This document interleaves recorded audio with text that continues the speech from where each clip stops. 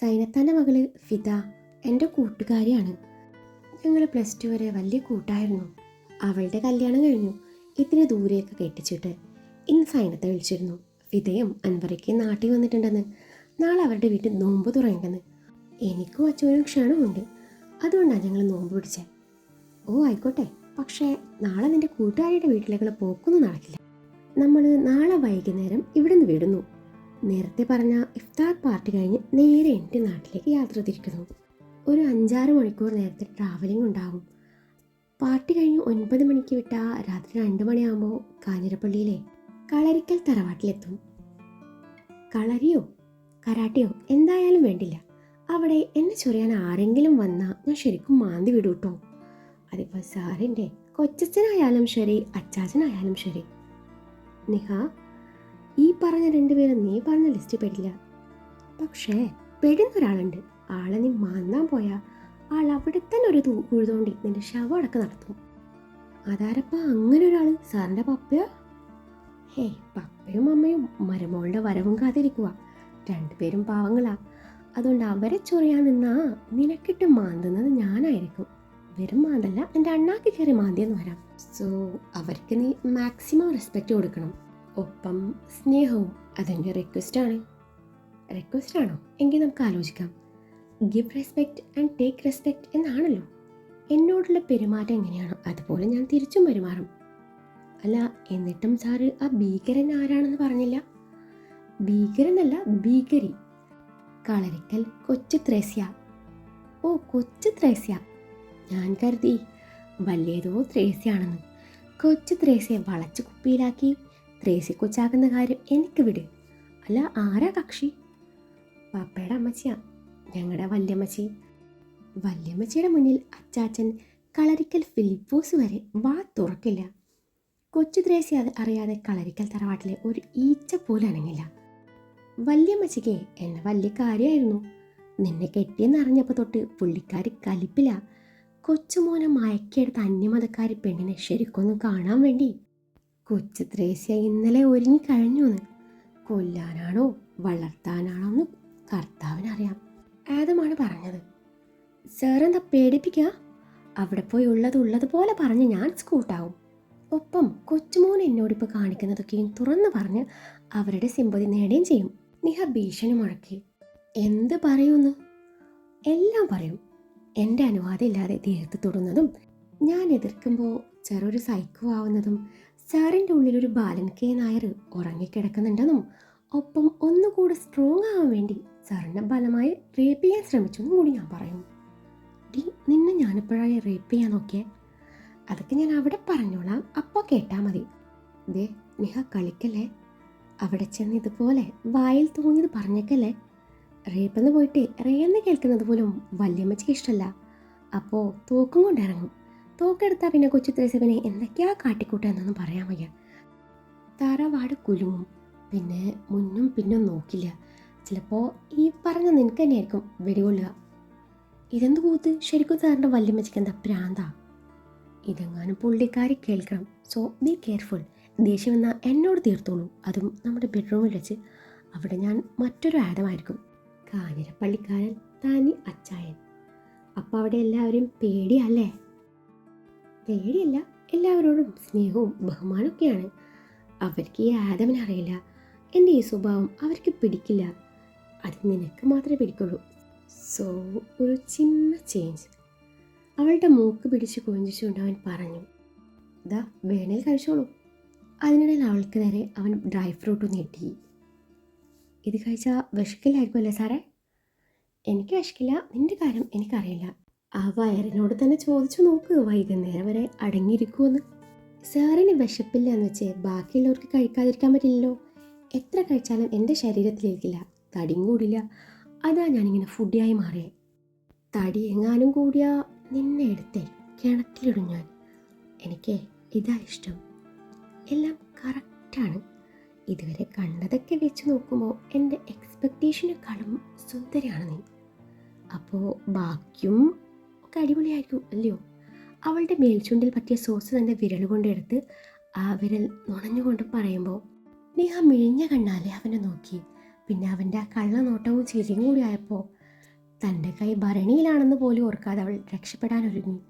ഭരണി അവൻ്റെ കയ്യിലായതുകൊണ്ട് വീണ് പൊട്ടിയില്ല, ഭാഗ്യം. കഴിച്ച പാത്രം കഴുകി വെച്ച് വെള്ളം കുടിച്ച് മുറിയിലേക്ക് വന്നു. ഫിദ പറഞ്ഞ അറിവിൽ യൂട്യൂബ് നോക്കി നോമ്പിൻ്റെ നീയത്തും തപ്പിപ്പിടിച്ചു. അതും മനസ്സിൽ പറഞ്ഞു. അവന് വരുന്നതിന് മുന്നേ മൂടി പുതച്ച് കിടന്നു.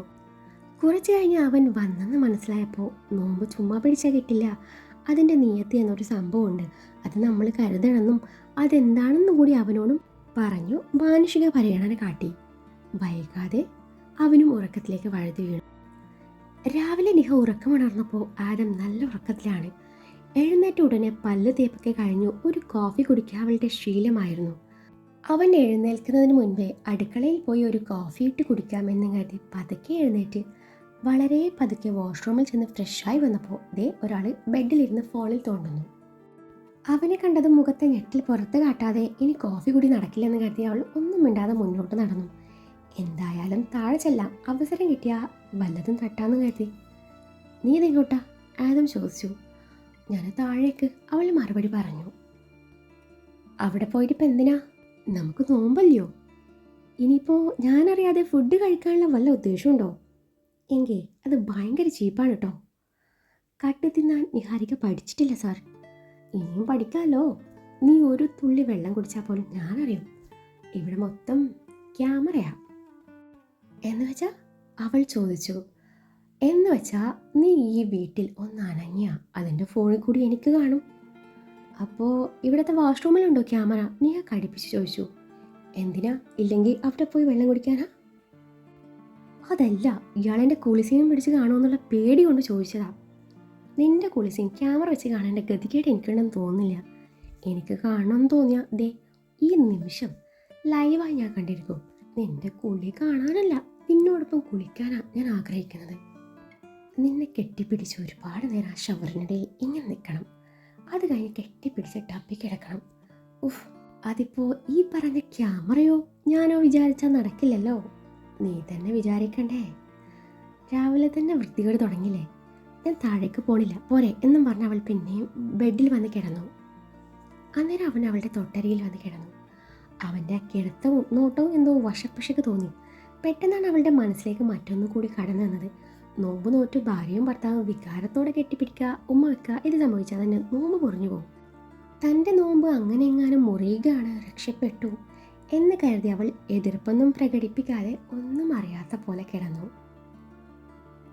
അവൻ്റെ കണ്ണുകൾ അവളുടെ മുഖത്ത് അലഞ്ഞു നടക്കുന്നുണ്ട്. അതോടൊപ്പം അവൻ അവളുടെ മുഖത്തുകൂടെ വിരൽ ചലിപ്പിക്കുന്നുണ്ട്. അതിനിടയിൽ അവൻ്റെ കണ്ണുകൾ അവളുടെ ഉടലിലേക്ക് നീളുന്നുണ്ട്. പുറത്ത് കാണുന്നില്ലേലും അവൻ തൊട്ടരികെ വന്ന അവളുടെ ശരീരം ആലില പോലെ വിറയ്ക്കും. കയ്യും കാലും വല്ലാത്തൊരു മരവിപ്പ് പോലെ. അവൻ തൊടുന്നിടം ഷോക്ക് കേൾക്കുന്നത് പോലെ. അവനെ തടയാനോ അതൊക്കെ ആസ്വദിക്കാനോ ആവാതെ അങ്ങനെ കിടക്കും. ആ സമയത്ത് അവനോട് ദേഷ്യം തോന്നും. കുറച്ച് കഴിഞ്ഞിട്ടാണ് അതുപോലെ അങ്ങ് മറക്കും. ഒരു പക്ഷേ തൻ്റെ കഴുത്തിൽ കിടക്കുന്ന താലി അതാവാം താൻ ഇങ്ങനെയൊക്കെ പെരുമാറുന്നത്. ഓരോന്ന് ചിന്തിച്ചുകൊണ്ട് അവൾ തൻ്റെ താലിയിൽ ഒന്ന് തൊട്ടു നോക്കി. അപ്പോഴാണ് അവൻ തൻ്റെ അതരങ്ങൾ ലക്ഷ്യം വെച്ച് വരുന്നത് അവൾ കാണുന്നത്.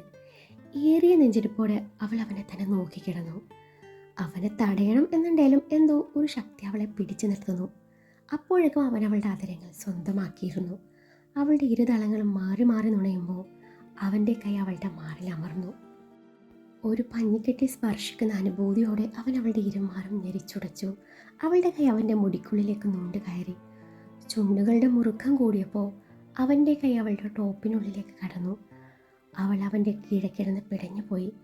അവൻ്റെ കൈ അവളുടെ വയറിൽ തലോടിക്കൊണ്ട് മുകളിലോട്ട് ഇഴഞ്ഞു നീങ്ങി.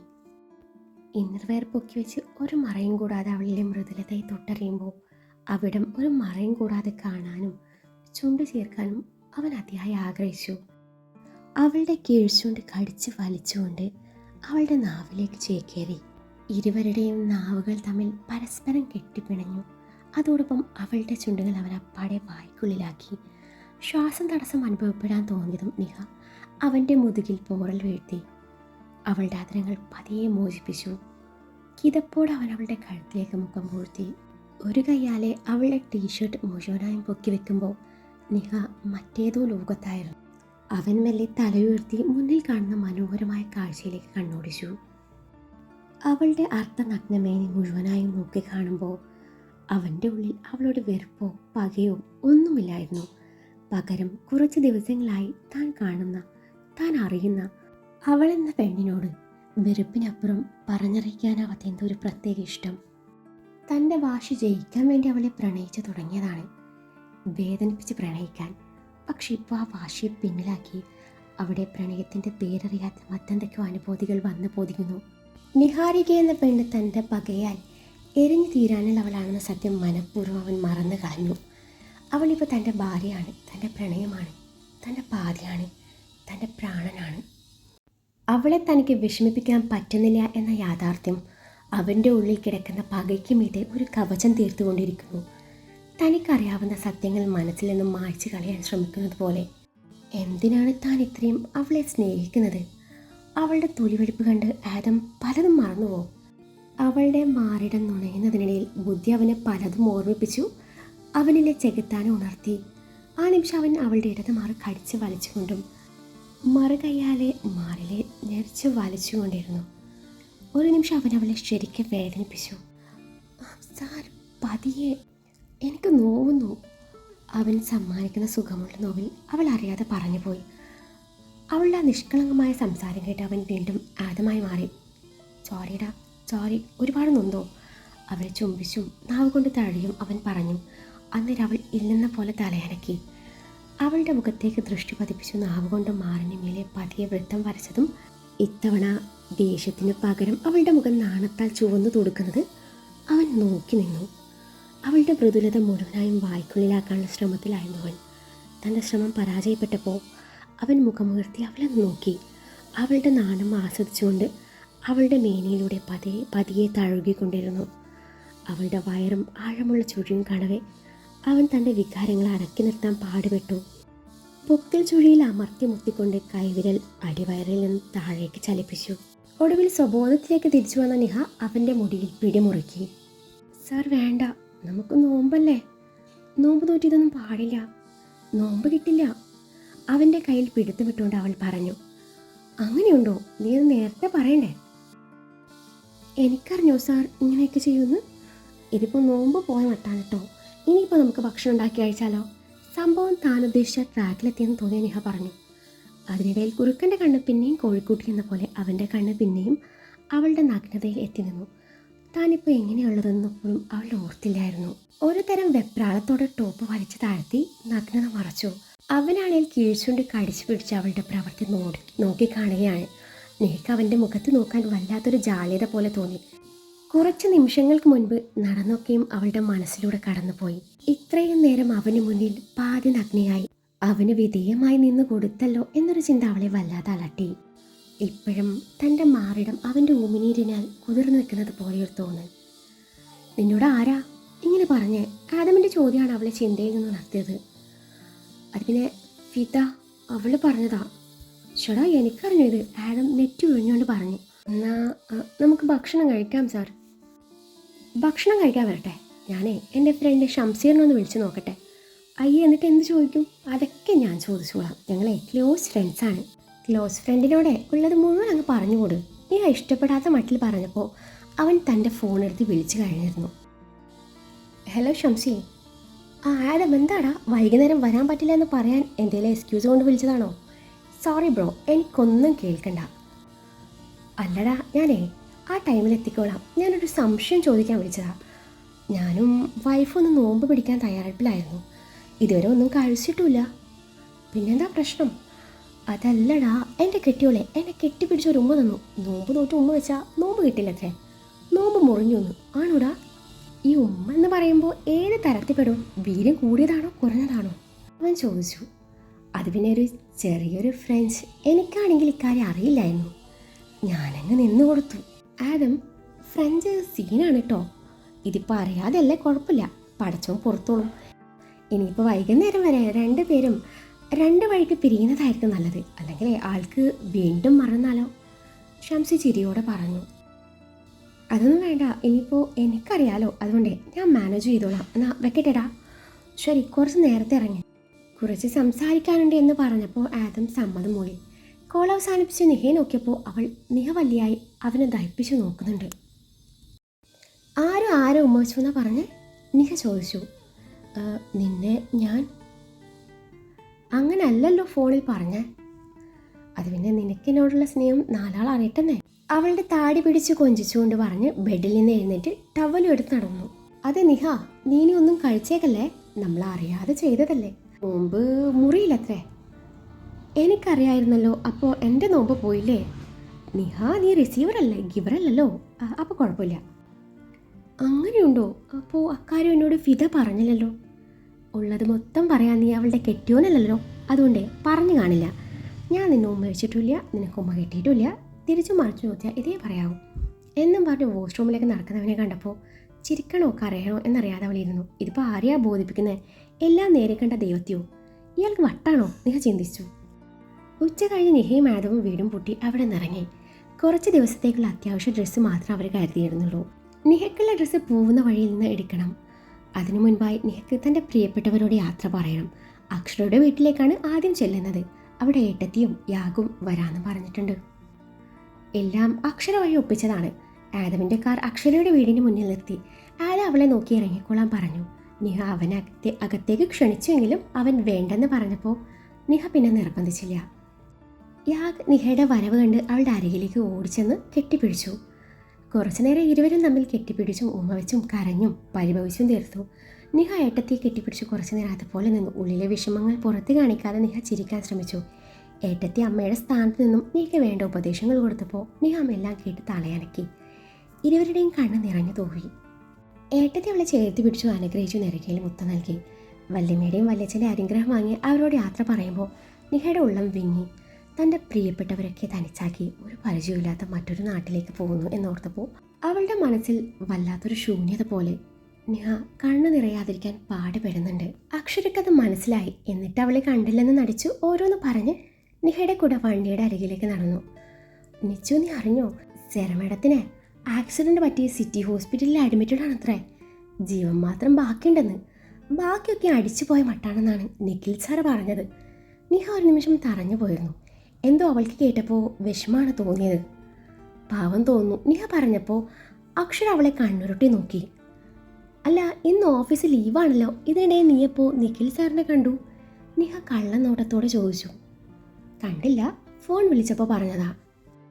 അത് പറ, നിങ്ങൾ തമ്മിൽ ഫോൺ വിളിക്കാൻ മാത്രം ബന്ധമൊക്കെ ആയോ? അതും 1 മാസം കൊണ്ട്. ഞാൻ അറിഞ്ഞില്ലല്ലോ. നിഹ പരിഭവിച്ചു. 1 മാസം കൊണ്ട് പൊന്നുമോൾക്ക് ബോസിൻ്റെ കെട്ടിയോൾ പോസ്റ്റ് സ്വന്താക്കാമെങ്കിൽ എന്തുകൊണ്ട് എനിക്ക് HR മാനേജറുടെ കെട്ടിയോൾ പോസ്റ്റിലേക്ക് അപേക്ഷ സമർപ്പിച്ചുകൂടാ? അക്ഷരയുടെ ആ ചോദ്യം ന്യായമാണെന്ന് നിഹ ചിന്തിച്ചു. അപ്പോൾ ഉറപ്പിച്ച് കഴിഞ്ഞല്ലേ? ആൾക്കും നിന്നെ ഇഷ്ടമാണോ? നിഹ ചോദിച്ചു. അറിഞ്ഞൂടാ. പിന്നെ എന്തോന്ന് പ്രേമം? എൻ്റെ പൊന്നുമോളെ ഞാൻ ചുമ്മാ പുളുവടിച്ചതാ. ആൾ നേരത്തെ ഒരു വർക്കുമായി ബന്ധപ്പെട്ട് വിളിച്ചതാ. അതുമല്ല, ആളെ നമ്മുടെ നിശ നേരത്തെ നോട്ടമിട്ട് വെച്ചതാ. അവളുടെ കഞ്ഞി പാറ്റയിടാൻ ഞാനില്ല. നീ പ്രേമിച്ച് കെട്ടിയതുകൊണ്ട് എനിക്കിനി പ്രേമിക്കൽ നടക്കില്ല. ഒരു ധൈര്യക്കുറവ്. ഓരോന്ന് പറഞ്ഞ് ഇരുവരും വണ്ടിക്കരികിലേക്ക് എത്തി. ആദമിനെ കണ്ടപ്പോൾ സംസാരിക്കണോ വേണ്ടയോ എന്ന പേടിയിൽ അക്ഷര നിന്ന് പരങ്ങി. പോട്ടടോ. നിഹ വണ്ടിയിൽ കയറിയതും ആദം അക്ഷരയെ നോക്കി പറഞ്ഞു. അവൾ ആദമിനെ നോക്കി ശരിയെന്നും പറഞ്ഞു. ശേഷം നിഹയെ നോക്കിയപ്പോൾ കരച്ചിൽ അടക്കിപ്പിടിച്ച നിഹയാണ് അവൾ കാണുന്നത്. ആ കാഴ്ചയിൽ അക്ഷരയുടെയും കണ്ണു നിറഞ്ഞു. നിഹ അക്ഷരയുടെ മുഖത്ത് നോക്കാതെ തലയും താഴ്ത്തിയിരിപ്പാണ്. അവളുടെ മുഖത്തേക്ക് നോക്കിയാൽ താൻ പരിസരം മറന്ന് കരഞ്ഞു പോകുമെന്ന് അവൾക്ക് അറിയാമായിരുന്നു. നിഹയുടെ ആ ഇരിപ്പ് ആദം ശ്രദ്ധിച്ചു. ഇതിപ്പോൾ നാട്ടിലെത്തും വരെ ഇതുപോലെയാണെങ്കിൽ ഞാനിപ്പോൾ ബുദ്ധിമുട്ടോ? എടോ, കൂട്ടുകാരിയുടെ സങ്കടം മാറ്റാൻ എന്താ ഒരു വഴി? ആദം നേരെ ചിരിയാലെ അക്ഷരയോട് ചോദിച്ചു. ഇവൾക്ക് താൻ ഒറ്റക്കാണെന്ന് തോന്നൽ വരാതിരിക്കാൻ സാർ ശ്രദ്ധിച്ചാൽ മതി. അവൾക്ക് സ്വന്തമാണെന്ന് പറയാൻ അധികം ആരുമില്ല, ഞങ്ങളൊക്കെ ഉള്ളൂ. അതിൻ്റെ ഈ സങ്കടം. സാറിൻ്റെ സ്നേഹം കിട്ടുമ്പോൾ ഈ വിഷമങ്ങൾ മറന്നോളും. പിന്നെ ഞങ്ങളെയൊന്നും തിരിഞ്ഞു പോലും നോക്കില്ല. ഇതിപ്പോൾ ശീലമില്ലാത്തതുകൊണ്ടാ. നോക്കിക്കോ, തിരികെ വരുമ്പോൾ ഇവൾ ആദം സാറിൻ്റെ മാത്രം നിഹയായിരിക്കും. ആയിരിക്കണം. അവിടെയാണ് സാറിൻ്റെ വിജയം. അക്ഷരയുടെ പറച്ചിൽ കേട്ട് നിഹ അവളെ നോക്കി പേടിപ്പിച്ചു. എന്നാൽ ആദത്തിൻ്റെ മുഖത്ത് പുഞ്ചിരി സ്ഥാനം പിടിച്ചിരുന്നു. എനിക്കും അത് തന്നെ ആഗ്രഹം. ഞാൻ സ്നേഹിക്കും തോറും ഇവളെ പിൻവലിയുന്നത് പോലെ. എന്നെ ഏതോ ഒരു അന്യനെ പോലെ കാണുക. എനിക്ക് അവസരം കിട്ടിയാലല്ലേ ഉള്ളിലെ സ്നേഹം തുറന്നു കാണിക്കാൻ പറ്റുള്ളൂ. നിഹയെ പാളി നോക്കിക്കൊണ്ട് അവൻ പറഞ്ഞു. ഇനി അങ്ങോട്ട് അവസരങ്ങളുടെ ചാകരയല്ലേ സാറേ കിടക്കുന്നേ. വീടത്ത് വരെ നിങ്ങൾ പതുക്കെ അങ്ങ് പ്രേമിച്ചു പോ. ഇവള് പ്രേമിച്ച് എക്സ്പീരിയൻസ് ഇല്ലാത്ത കൊച്ച. ഏട്ടൻ്റെ ചിറകനടിയിൽ വളർന്നതല്ലേ, അതിൻ്റെ ഒരിത് കാണും. സാർ അത് കാര്യമാക്കണ്ട. അപ്പോൾ all the best sir. Thank you അക്ഷര. പറ്റിയാൽ ഞങ്ങളുടെ കെട്ടിന് അങ്ങോട്ട് പോര്. വേണ്ട ഏർപ്പാട് ഞാൻ ചെയ്യാം. നോക്കട്ടെ സാർ, ഇവിടെ നിന്ന് പെർമിഷൻ കിട്ടിയാൽ വരാം. എന്നാൽ ശരി, ഞങ്ങൾ വിട്ടോട്ടെ. അക്ഷരയെ നോക്കി ആദം പറഞ്ഞു. അക്ഷര നിഹയുടെ കവള് പിടിച്ച് കൊഞ്ചിച്ചു. അവളോട് ബായ് പറഞ്ഞതും നിഹ അവളെ നോക്കി ചിരിച്ചു. വണ്ടി നീങ്ങുന്നതിനിടയിൽ പുറത്തേക്ക് തലയിട്ട് തനിക്ക് ടാറ്റ നൽകുന്ന നിഹയെ അക്ഷര നോക്കി നിന്നു. അവരുടെ വണ്ടി കണ്ണിൽ നിന്നും മായുന്നത് വരെ അവൾ അവിടെ തന്നെ നിന്നു. നിറഞ്ഞ കണ്ണുകൾ അമർത്തി തുടച്ചു. അവൾ അകത്തേക്ക് നടക്കുമ്പോൾ നിഹയ്ക്ക് നല്ലത് മാത്രം വരാൻ പ്രാർത്ഥിക്കുകയായിരുന്നു അക്ഷര. നിഹയുടെ കരച്ചിൽ നിൽക്കുന്നില്ല എന്ന് കണ്ടതും ആദം വണ്ടി ഒതുക്കി നിർത്തി. എൻ്റെ നിഹ, കുറച്ച് ദിവസം കഴിഞ്ഞാൽ നമ്മൾ ഇങ്ങോട്ട് തന്നെ വരില്ലേ? പിന്നെന്തിനായി സങ്കടം?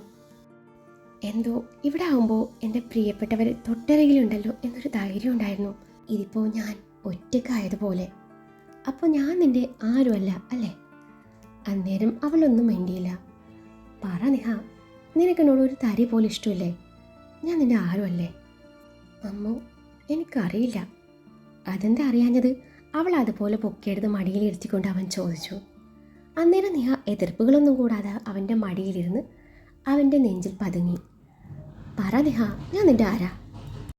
അത് സാറിനറിയില്ലേ? എനിക്കറിയാം നിഹ, നിനക്കല്ല അറിയാഞ്ഞത്. ഞാൻ സാറിൻ്റെ ആരാ? ഭാര്യ. അപ്പോൾ പിന്നെ സാർ ആരാണെന്ന് എനിക്കും അറിയാം. നിഹ ചുണ്ടു കോർപ്പിച്ചുകൊണ്ട് പറഞ്ഞു. അറിയാല്ലേ? ശരി, നിനക്ക് അവരെയൊക്കെ അത്രമാത്രം മിസ് ചെയ്യുന്നുണ്ടോ? ഒരുപാട്. എൻ്റെ ലോകം തന്നെ ഇവരെയൊക്കെയാണ് സാറേ. അതുകൊണ്ടാണ് അനിയേട്ടൻ എന്നോട് പിണങ്ങി നിൽക്കുന്നത് എനിക്ക് സഹിക്കാൻ പറ്റാത്ത. എൻ്റെ അച്ഛനും അമ്മയും ഏട്ടനും ഒക്കെ എൻ്റെ അനിയേട്ടനാണ്. എനിക്ക് വേണ്ടി ജീവിച്ച ആ ഏട്ടനെ വെറുപ്പിച്ച് എനിക്ക് സന്തോഷിക്കാൻ പറ്റുന്നില്ല. എൻ്റെ ഏട്ടൻ എന്നെ ഒന്ന് കേൾക്കാൻ പോലും കൂട്ടാക്കുന്നില്ല. അതിന് മാത്രം എന്നെ വെറുത്തോ? പോകുന്നതിന് മുൻപ് ദൂരെ നിന്നാണേലും ഒന്ന് കണ്ടാൽ മതിയായിരുന്നു. നിഹ തൻ്റെ ഹൃദയവേദന അവന് മുന്നിൽ തുറന്നു കാട്ടി. ഏട്ടനെ കാണണോ നിനക്ക്? അവൾ വേണം എന്ന പോലെ തലയണക്കി. വഴിയുണ്ടാക്കാം. ആളെ കണ്ടു കഴിഞ്ഞ് പിന്നെ അങ്ങോട്ടേ ഇങ്ങനെ മൂഡ് ഓഫ് ആയിരിക്കാൻ പാടില്ല. ഇല്ല, ഞാൻ നല്ല കുട്ടിയേക്കോളാം. കാട്ടിത്തരുമോ? ഉറപ്പായിട്ടും കാട്ടിത്തരുമോ? ആന്നേ. അന്നേരം നിഹ താങ്ക് യു സാർ എന്നും പറഞ്ഞ് അവൻ്റെ കവളിൽ അമർത്തി മുത്തി. ഉമ്മ കിട്ടിയ ഷോക്കിൽ ആദമും ഉമ്മ വെച്ച ഷോക്കിൽ അവളും ശില പോലെ ഇരിപ്പാണ്. അയ്യോ എൻ്റെ നോമ്പ്.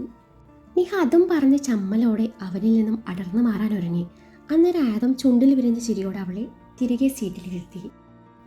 ആദം വണ്ടി മുന്നോട്ടെടുത്തു. നിഹ അവനെ നോക്കാതെ പുറത്തേക്ക് കണ്ണു നട്ടിരിപ്പാണ്. ഇടയ്ക്ക് അവനെ പാളി നോക്കും. അപ്പോഴൊക്കെ അവൻ തന്നെ നോക്കിയിരിക്കുന്നത് അവൾ കാണുന്നുണ്ടായിരുന്നു. ആദം ആരുമായോ ഫോണിൽ ബന്ധപ്പെട്ടു. അനി എവിടെയാണെന്ന് അറിഞ്ഞു.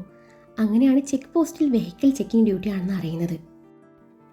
തങ്ങൾക്ക് അതുവഴിയല്ല പോവേണ്ടത് എന്നറിയായിട്ടും നിഹയ്ക്ക് വേണ്ടി ആദം ചെക്ക് പോസ്റ്റ് വഴി യാത്ര തിരിച്ചു. ചെക്ക് പോസ്റ്റിന് അരികിലെത്തിയതും ഓരോ വണ്ടിയും പരിശോധിച്ചു വിടുന്ന പോലീസ് സംഘത്തേക്ക് ഇരുവരും ദൂരെ നിന്ന് കണ്ടു. കൂട്ടത്തിൽ തൻ്റെ ചേട്ടനെയും കണ്ടതും നിഹയുടെ കണ്ണുകൾ നിറഞ്ഞു. ഓരോ വണ്ടിയായി പരിശോധിച്ച് വിടുന്ന പോലീസ് അവസാനം അവരുടെ വണ്ടിക്കരികിലെത്തി. അനിക്ക് പുറമെ കുറച്ച് കോൺസ്റ്റബിളുമാരും ഒരു സീനിയർ ഓഫീസറുണ്ട്. ആദത്തിന് പരിചയമുള്ള പോലീസായിരുന്നത്. ആദം VIP ആയതുകൊണ്ട് പോലീസുകാരൻ മര്യാദ കൂടെ പെരുമാറി. അനി ഇരുവർക്കും മുഖം കൊടുക്കാതെ തിരിഞ്ഞു നിന്നു. നിഹയ്ക്കത് കണ്ടപ്പോൾ ഒരു സങ്കടം. ലൈസൻസും ബാക്കി പേപ്പേഴ്സൊക്കെയും പരിശോധിച്ച് ഓക്കെ ആണെന്ന് കണ്ട് തിരികെ നൽകി. സാർ, വണ്ടി ചെക്ക് ചെയ്തോളൂ, നിങ്ങളുടെ ഡ്യൂട്ടി മുടക്കണ്ട, ആദം പറഞ്ഞു. അതൊന്നും വേണ്ട സാർ, സാറിനെ പോലെയുള്ളവരെ ഞങ്ങൾക്ക് വിശ്വാസമാണ്. അല്ല, ഇതെങ്ങോട്ടായി യാത്ര? കൂടെയുള്ളത് വൈഫായിരിക്കും അല്ലയോ? നാട്ടിലേക്കാ സാറേ, ഇതെൻ്റെ വൈഫ് നിഹാരിക. നാട്ടിലേക്ക് പോകുന്നതിന് മുൻപേ ഇവൾക്ക് പ്രിയപ്പെട്ട ഒരാളെ കാണാൻ വേണ്ടി ഇതുവഴി വരേണ്ടി വന്നു. ആദം അനിയെ പാളി നോക്കിക്കൊണ്ട് പറഞ്ഞപ്പോൾ അനി ഇടം കണ്ടിട്ട് അവരെ നോക്കുന്നുണ്ടായിരുന്നു. ഹിന്ദു കൊച്ചല്ലയോ സാറേ? ലവ് മാരേജ് ആയിരിക്കും. വീട്ടുകാരെതിർപ്പൊന്നും പറഞ്ഞില്ലേ? ത്രേസ്യാമ്മച്ചി സമ്മതിച്ചോ? പോലീസുകാരൻ തിരക്കി. അതെ, ലവ് മാരേജ് ആണ്. എൻ്റെ വീട്ടിൽ ഒരു എതിർപ്പില്ല. ഇവളുടെ വീട്ടിൽ വൻ എതിർപ്പാ. ഏട്ടൻ്റെ പുന്നാര അനിയത്തിയ ഞാൻ അടിച്ചെടുത്തത്. ഇവളുടെ ഏട്ടനെ എന്നെ അത്രയ്ക്കങ്ങ് ബോധിച്ചില്ല. അതുകൊണ്ടേ ഇപ്പോൾ ഏട്ടനും അനിയത്തിയും പിണങ്ങി നടക്കുക. ഇവൾക്കാണേൽ ഊണിലും ഉറക്കിലും ആളുടെ ഓർമ്മ മാത്രമേ ഉള്ളൂ. എന്നാ ഞങ്ങൾ പോട്ടെ സാറേ. ആദം അത് പറഞ്ഞ് ഗ്ലാസ് താഴ്ത്തി വണ്ടി മുന്നോട്ടെടുത്തപ്പോൾ സൈഡ് മിററിൽ കൂടി ആദം പിന്നിലെ കാഴ്ച ശ്രദ്ധിച്ചു. അല്പം മാറി നിന്ന് തൻ്റെ കേർച്ചീഫ് എടുത്ത് മുഖം തുടക്കാൻ അനിയെ കണ്ടതും ആദത്തിൻ്റെ മുഖത്ത് പലതരം ഭാഗങ്ങൾ മിന്നിമാഞ്ഞു. അപ്പോഴും നിഹ കണ്ണുകൾ പിൻവലിക്കാതെ പിൻ ഗ്ലാസ്സിലെ കാഴ്ചകളിലേക്ക് കണ്ണും നട്ടിരിപ്പുണ്ട്. സിറ്റി ഹോസ്പിറ്റലിലെ ICUവിലേക്ക് ICU വിസിറ്റർ ഗൗണും ധരിച്ച് മാസ്കും അണിഞ്ഞ് ഒരാൾ പ്രവേശിച്ചു. കൂടെ 2 നഴ്സുമാരുണ്ട്. അവർ ചെന്നത് സെറ കിടക്കുന്ന ബെഡിനരികിലേക്കാണ്. നഴ്സുമാർ രോഗിയുടെ കണ്ടീഷൻ നോക്കി ആ ഡോക്ടറുടെ നിർദ്ദേശപ്രകാരം പുറത്തിറങ്ങി. അവർ പോയതും അയാൾ തൻ്റെ മാസ്ക് മാറ്റി ഒന്നും അറിയാതെ ജീവച്ഛവമായി കിടക്കുന്ന സെറയെ നോക്കി. അയാളുടെ ചുണ്ടിൽ ക്രൂരമായ ചിരി വിരിഞ്ഞു. സെറ എലിസബത്ത്, നിന്റെ അവസ്ഥയ്ക്ക് പിന്നിൽ അവനാണല്ലേ ആദം ജോൺ? ആയിരിക്കും. നീ ചെയ്ത തെറ്റ് ആദം മനസ്സിലാക്കി. അതിൻ്റെ സമ്മാനമാണിത്. നിന്റെ പിറകിൽ ഞാനാണെന്നറിഞ്ഞ അതോടെ എല്ലാം അവസാനിക്കും. നിന്റെ നാവിൽ നിന്നും അതറിയാൻ വേണ്ടിയാണ് ആദം നിനക്ക് ഈ ജീവൻ ഭിക്ഷയായി തന്നത്. ഇനിയും നീ ജീവിച്ചിരുന്ന അതെൻ്റെ നിലനിൽപ്പിനെ ദോഷം ചെയ്യും. സോ ഐ ആം സോറി സെറ, ഗുഡ് ബൈ എന്നും പറഞ്ഞ് മുഖത്ത് ഘടിപ്പിച്ച ഓക്സിജൻ മാസ്ക് ഊരി മാറ്റി. ഒപ്പം കാർഡിയക് മോണിറ്ററിൻ്റെ വയറും വിച്ഛേദിച്ചു. അയാൾ മാസ്കും ധരിച്ചു. അവിടെ നിന്ന് തിരിഞ്ഞു നടക്കുമ്പോൾ സെറ ജീവന് വേണ്ടി പിടയുന്നുണ്ടായിരുന്നു. ഇതേ സമയം ആയുഷ് നാട്ടിലേക്ക് തിരിച്ചെത്തി തൻ്റെ അച്ഛനുമായി സംസാരിക്കുകയാണ്. ആയുഷ്, നീ ശരിക്കും ആലോചിച്ചിട്ടാണോ ഈ ഒരു തീരുമാനം എടുത്തത്? അതെ അച്ഛാ, ഞാനും ഉമ്മയും നാളെ തന്നെ കളരിക്കൽ വീടിൻ്റെ തൊട്ടരികിലെ വീട്ടിലേക്ക് താമസം മാറും. കളരിക്കൽ കൊച്ചു ത്രേസ്യയുടെ കൺമുന്നിൽ ഞാനും ഉമ്മയും താമസിക്കും. അതിനൊക്കെ പുറമെ ആദം, അവനെയാണ് എൻ്റെ ടാർഗറ്റ്. അവനെ ഞാൻ അങ്ങനെ വെറുതെ വിടാൻ ഉദ്ദേശിച്ചിട്ടില്ല. ഞാൻ കെട്ടാനിരുന്ന പെണ്ണിനെയാണ് അവൻ സ്വന്തമാക്കിയത്. അവൻ അവളുമായി ഇങ്ങോട്ട് വരുന്നുണ്ട്. അന്നേരം തൊട്ടരികിൽ സ്വീകരിക്കാൻ ഞാനും കൂടി വേണ്ടേ? ശരിക്കുള്ള ആദം ജോൺ ആരാണെന്ന് നിഹാരികയെ അറിയിച്ചുകൊണ്ട് അവരുടെ വിവാഹം മുടക്കി നിഹാരികയെ അവനെതിരെ തിരിക്കും ഞാൻ. ആദമിനെയും കളരിക്കലെ കൊച്ചു ത്രേസിയും മക്കളെയും നാണം കെടുത്തി ഒരു പക വീട്ടൽ. ഒപ്പം ആദം ജോൺ ആരാണെന്ന് കളരിക്കലെ ഓരോരുത്തരും അറിയും. ബാംഗ്ലൂർ നഗരം വിറപ്പിക്കുന്ന ഗുണ്ടയാണ് തൻ്റെ കൊച്ചുമോനെന്നും കൊച്ചുമോൻ്റെ കൈകൊണ്ട് എത്ര ജീവനാണ് പിടഞ്ഞ് മരിച്ചതെന്നും തെളിവ് സഹിതം കൊച്ചു ത്രേസി അറിയുന്ന ആ നിമിഷം അതെനിക്ക് തൊട്ടരികിലിരുന്ന് കാണണം അച്ഛാ. സ്വന്തം മകളെ സ്നേഹിച്ചു പോയെന്ന ഒരൊറ്റ കുറ്റത്തിന് എൻ്റെ അച്ഛൻ്റെ വലത് കൈ വെട്ടിനുറുക്കി ആ കൈപ്പത്തി വീടിന് മുന്നിൽ കെട്ടിത്തൂക്കി ആഘോഷിച്ച കളരിക്കലെ ത്രേസിയും മക്കളും കരയുന്നത് എനിക്ക് കാണണം. എൻ്റെ അച്ഛൻ അനുഭവിച്ച വേദന അത് അവരും അറിയണം. അവരിൽ ഒരാളുടെ കൈവെട്ടി കൊച്ചു ത്രേസയുടെ കൺമുന്നിൽ കെട്ടിത്തൂക്കുമ്പോൾ നമ്മൾ ഒരുമിച്ച് അങ്ങോട്ട് പോവും. ആ കാഴ്ച അച്ഛൻ കൺനിറയെ കാണുന്നത് എനിക്കും കാണണം. ക്രൂരമായ ചിരിയോട് ആയുഷ് പറഞ്ഞതൊക്കെയും കേട്ട് ഒരു ചുവരുകൾക്കപ്പുറം അവൻ്റെ അമ്മ ലക്ഷ്മി നെഞ്ചത്ത് കൈവച്ച് പോയിരുന്നു. അങ്ങനെ ഒരുപാട് കഷ്ടപ്പെട്ട് ഒരു നോമ്പ് പിടിച്ച നിഹ ഇഫ്താർ പാർട്ടിയിൽ ആക്രാന്തം കാട്ടാതെ വളരെ ലൈറ്റായി കഴിക്കുന്നത് കണ്ട് ആദം ഫോർമാലിറ്റി വിട്ട് അവളോട് വേണ്ടതൊക്കെയും കഴിച്ചോളാൻ പറഞ്ഞു. എന്നാൽ നിഹയ്ക്ക് ശരിക്കും കഴിക്കാൻ പറ്റാഞ്ഞിട്ടായിരുന്നു. ജ്യൂസ് കുടിച്ച് വയർ നിറച്ച് അവൾ പ്ലേറ്റിൽ കഴിക്കിളക്കിയെന്നല്ലാതെ ഒന്നും കഴിച്ചില്ല. പാർട്ടി കഴിഞ്ഞ് ഇരുവരും യാത്ര തുടർന്നു. മണിക്കൂറുകൾ കടന്നുപോയി. നിഹ പിൻസീറ്റിൽ ചാരിയിരുന്ന് അവനെ തന്നെ നോക്കിയിരിപ്പാണ്. ആ നോട്ടത്തിൽ പഴയ പോലെ ദേഷ്യമോ പുച്ഛമോ ഒന്നുമില്ലായിരുന്നു. എന്താണ് എൻ്റെ നിഹ കൊച്ചി ഇങ്ങനെ നോക്കുന്നത്? ഈ നോട്ടം കാണുമ്പോൾ എനിക്ക് എന്തൊക്കെയോ തോന്നുവാണേ. അവളുടെ കൈയെടുത്ത് ചുംബിച്ചുകൊണ്ട് അവൻ പറഞ്ഞപ്പോൾ അവൾ തൻ്റെ കൈ പിൻവലിക്കാൻ നോക്കി. അന്നേരം അവൻ കൈ വിടാതെ മുറുക്കി പിടിച്ചു. കയ്യെന്ന് വിട്ട്, എന്നിട്ട് നേരെ നോക്കി വണ്ടി ഓടിക്കൂ സാർ, എനിക്ക് പേടിയാ.